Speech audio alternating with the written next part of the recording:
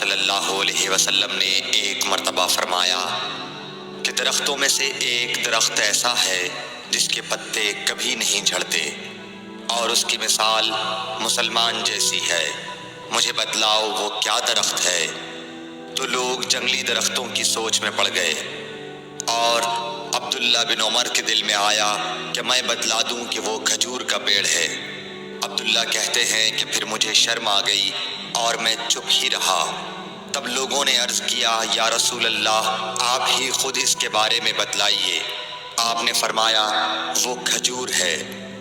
عبداللہ کہتے ہیں کہ میرے جی میں جو بات تھی وہ اپنے والد حضرت عمر رضی اللہ عنہ کو بتلائی۔ وہ کہنے لگے کہ اگر تو اس وقت کہہ دیتا تو میرے لیے ایسے ایسے قیمتی سرمایے سے زیادہ محبوب ہوتا۔ صحیح بخاری حدیث نمبر 131۔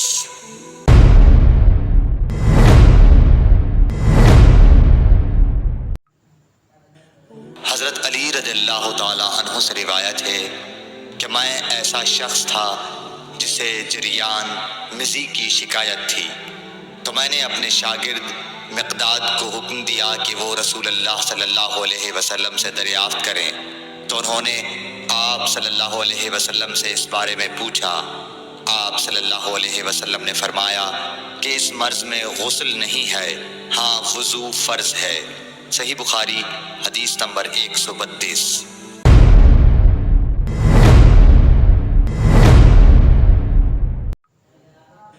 ایک آدمی نے مسجد میں کھڑے ہو کر عرض کیا، یا رسول اللہ، آپ ہمیں کس جگہ سے احرام باندھنے کا حکم دیتے ہیں؟ تو رسول اللہ صلی اللہ علیہ وسلم نے فرمایا، مدینے والے ذوالحلیفہ سے احرام باندھیں، اور اہل شام جحفہ سے، اور نجد والے قرن منازل سے۔ ابن عمر نے فرمایا کہ لوگوں کا خیال ہے کہ رسول اللہ صلی اللہ علیہ وسلم نے فرمایا کہ یمن والے یلملم سے احرام باندھیں، اور ابن عمر کہا کرتے تھے کہ مجھے یہ آخری جملہ رسول اللہ صلی اللہ علیہ وسلم سے یاد نہیں۔ صحیح بخاری حدیث نمبر 133۔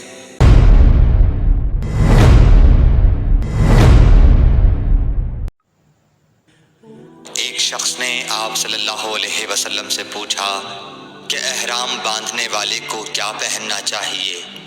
آپ صلی اللہ علیہ وسلم نے فرمایا کہ نہ قمیص پہنے، نہ صافہ باندھے، اور نہ پاجامہ، اور نہ کوئی سرپوش اوڑھے، اور نہ کوئی زعفران اور ورس سے رنگا ہوا کپڑا پہنے، اور اگر جوتے نہ ملیں تو موزے پہن لے، اور انہیں اس طرح کاٹ دے کہ ٹخنوں سے نیچے ہو جائیں۔ صحیح بخاری حدیث نمبر 134۔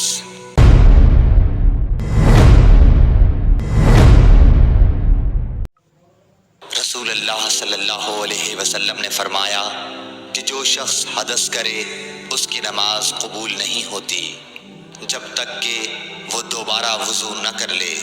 حضرموت کے ایک شخص نے پوچھا کہ اے ابو ہریرہ، حدث ہونا کیا ہے؟ آپ نے فرمایا پخانے کے مقام سے نکلنے والی آواز والی یا بے آواز والی ہوا۔ صحیح بخاری حدیث نمبر 135۔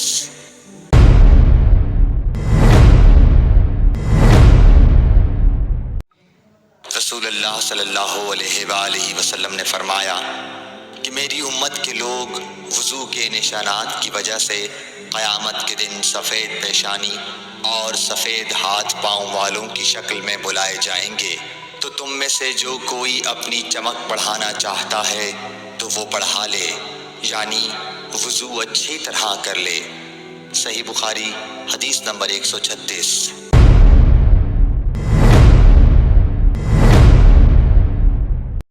رسول کریم صلی اللہ علیہ وسلم سے شکایت کی گئی کہ ایک شخص ہے جسے یہ خیال ہوتا ہے کہ نماز میں کوئی چیز یعنی ہوا نکلتی معلوم ہوئی ہے۔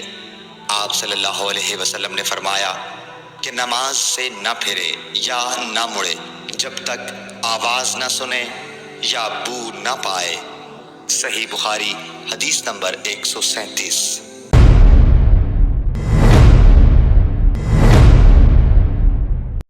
نبی کریم صلی اللہ علیہ وسلم سوئے یہاں تک کہ آپ خراٹے لینے لگے، پھر آپ نے نماز پڑھی، اور کبھی راوی نے یوں کہا کہ آپ صلی اللہ علیہ وسلم لیٹ گئے، پھر خراٹے لینے لگے۔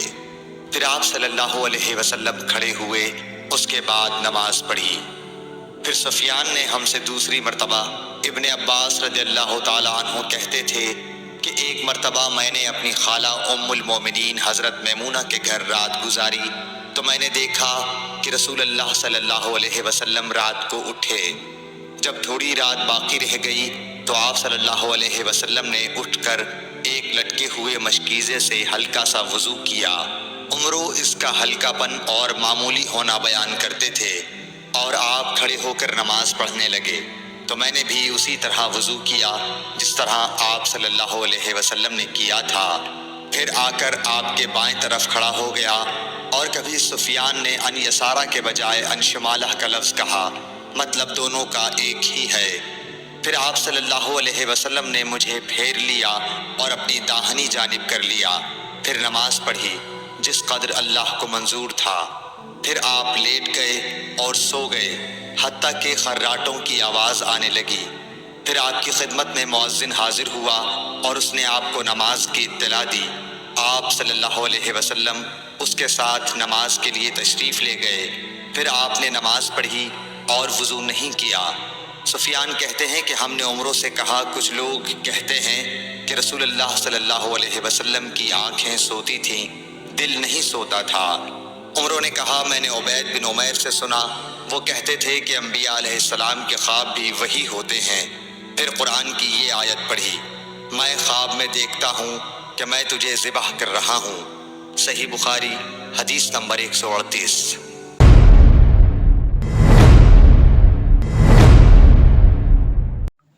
رسول اللہ صلی اللہ علیہ وسلم میدان عرفات سے واپس ہوئے۔ جب گھاٹی میں پہنچے تو آپ اتر گئے۔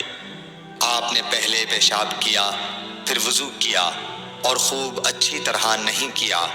تب میں نے کہا، یا رسول اللہ، نماز کا وقت آ گیا۔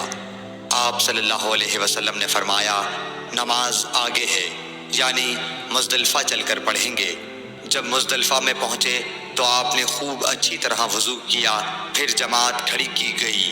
آپ صلی اللہ علیہ وسلم نے مغرب کی نماز پڑھی، پھر ہر شخص نے اپنے اونٹ کو اپنی جگہ بٹھایا، پھر عشاء کی جماعت کھڑی کی گئی اور آپ نے نماز پڑھی، اور ان دونوں نمازوں کے درمیان کوئی نماز نہیں پڑھی۔ صحیح بخاری حدیث نمبر 139۔